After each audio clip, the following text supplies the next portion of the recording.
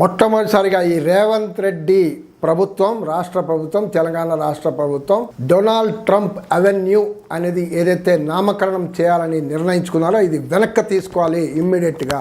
నేను ఇంతకుముందు కూడా వీడియో చేసి ఉన్నాను. బాంచన్గిరి ఎందుకు, వాళ్ళ పేరు పెట్టి ఒక అవెన్యూ ఏంటి, ఓ వీధి ఏంటి, ఓ స్ట్రీట్ ఏంటి హైదరాబాద్లో? అలా ఎలాంటి మనిషి ఆయన? ఓ రాక్షసుడు, దుర్మార్గుడు.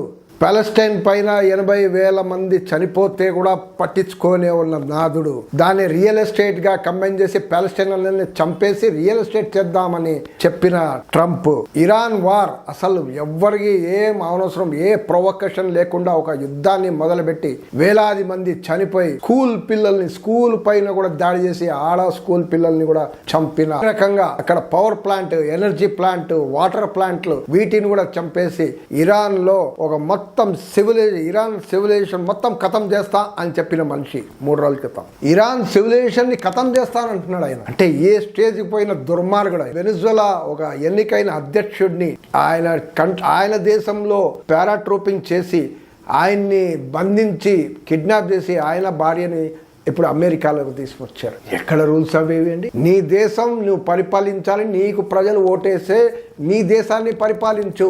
ప్రపంచాన్ని కంట్రోల్ చేయాలి, ఇక్కడ యుద్ధం చేయాలి, అక్కడ విడదీయాలి, వీళ్ళని చెదరగొట్టాలి. యుద్ధాన్ని ఆపే మనిషి నేను I have stopped so many wars అని చెప్తున్నాడు. నోబెల్ పీస్ ప్రైజ్ రావాలని కోరుకున్నాడు ఆయన. స్టాప్డ్ సో మెనీ వార్స్ అంట. ఇప్పుడు ఇరాన్ పైన అయితే డైరెక్ట్ ఆయనే దాడి చేస్తున్నాడు. వార్ని స్టాప్ చేశాడా? ఇప్పుడు కూడా ఇరాన్ పైన ఏదైతే ట్రూస్ ఏదో చెప్తున్నారు, సీజ్ ఫైర్ కూడా పెద్ద కండిషన్ లేదు. మన మధ్యలో ఓన్లీ ఇరాన్, అమెరికా, ఇజ్రాయెల్ మాత్రం సీజ్ ఫైర్ అంటున్నాడు ఆయన. అదే ఇజ్రాయెల్ లెబనాన్ రాజధాని బెయిరూట్లో దాడి చేసి వందలాది మంది సీజ్ ఫైర్ ప్రకటించిన తర్వాత ఇమ్మీడియట్గా వందలాది మంది బాంబు వేసి చాలామందిని చంపారు. ఇది సీజ్ ఫైరా? ప్రపంచమంతా అడుగుతుంది ఇది ఎక్కడ సీజ్ ఫైర్? సీజ్ ఫైర్ అంటే మొత్తం చుట్టుపక్కల ప్రాంతాల్లో అన్ని చోట్ల ఆగిపోవాలి యుద్ధం. లేదంట వీళ్ళ మధ్యలో సీజ్ఫైర్ అక్కడ నేను కొనసాగిస్తా, నేను అక్కడ దాడులు చేస్తా, అక్కడ చంపుతా అని ఇజ్రాయెల్ చెప్తుంది. ఈ ఇద్దరు ఫ్యాసిస్ట్ శక్తులు, దుర్మార్గులు, ఇంత ప్రపంచమంతా వీళ్ళకి వ్యతిరేకం ఉంటే ప్రపంచ దేశాలు, ఐరోపా దేశాలు కూడా అమెరికాని ఇప్పుడు చీకొట్టే పరిస్థితి ఏర్పడింది.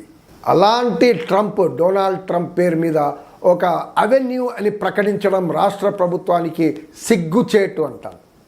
ఇది వెంటనే విత్డ్రా చేయాలి. ఈ డిసిషన్ని వెంటనే విత్డ్రా చేయాలి, ఇప్పుడే విత్డ్రా చేయాలి. వాట్ డ్యూ సే? చేయాలా వద్దా? ఇంతమందిని మారణహోమం చేసిన ఆయన్ని, రాక్షసుడిని, ఆయన పేరు మీద మనం కొనసాగుతామా? మనం ఆయన్ని సరెండర్ అవ్వడం ఏంటండి? వారిని బతిమాలడం ఏంటండి? వాళ్ళని ఐడల్ వర్షిప్ చేయడం ఏంటండి? అసలు మనం రియాక్టే కావట్లేదు. ఇరాన్ వార్ చేస్తే మన దేశం నుంచి వారిని ఖండించేది లేదు. ఈయన కూడా ఖండించలేదు, రేవంత్ రెడ్డి కూడా ఖండించలేదు. కొన్ని రాష్ట్ర ప్రభుత్వాలు, కొన్ని పార్టీలు ఖండించాయి. కానీ మీరెందుకు ఖండించలేదు? ఇప్పుడు వరకు మీ పార్టీ రాహుల్ గాంధీ గారు ఖండించారు. మరి మీరు ఇక్కడ తెలంగాణ రాష్ట్ర ప్రభుత్వం ఎందుకు ఖండించలేదు? ఇవన్నీ చేయట్లేదు.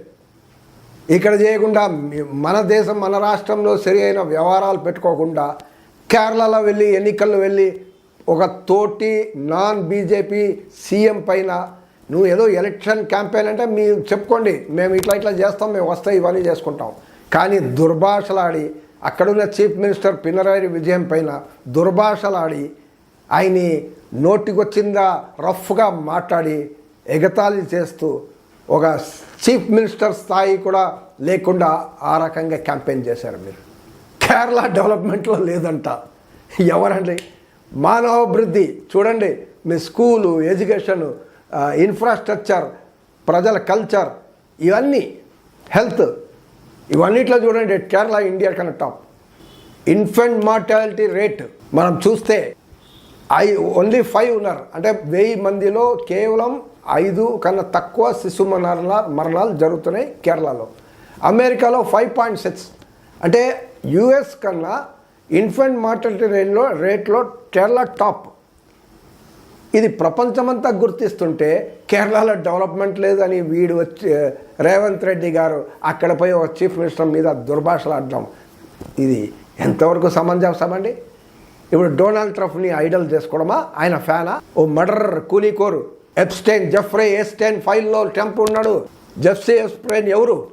మైనర్ బాలికల్ని కంపల్సరీగా ప్రాస్టిట్యూషన్లో దింపి చాలామంది రాజ్యాధికార నేతలకి సప్లై చేసి, బిజినెస్ వాళ్ళకి సప్లై చేసి, ఆ రకంగా ఒక పెద్ద సెక్స్ అఫెండర్ అమెరికానే అసహించుకునే పరిస్థితులు ఉంటే, ఆ ఫైల్స్లో అమెరికా డొనాల్డ్ ట్రంప్ ఆయనతో ఒక 1987 నుంచి ఆయనతో రిలేషన్షిప్లో ఉన్నాడు. మనం చూస్తున్నాం కదా.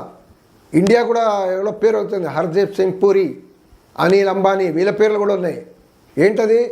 ట్రంప్తో దగ్గర అవ్వటానికి, ఇండియాని దగ్గర చేసుకుంటానికి ట్రంప్తో మాట్లాడడం కన్నా, వాళ్ళ ఆఫీషియల్స్తో మాట్లాడడం కన్నా ఎప్స్టైన్తో మాట్లాడుతున్నారు అనేది ఎప్స్టైన్ ఫైల్స్లో ఉంది.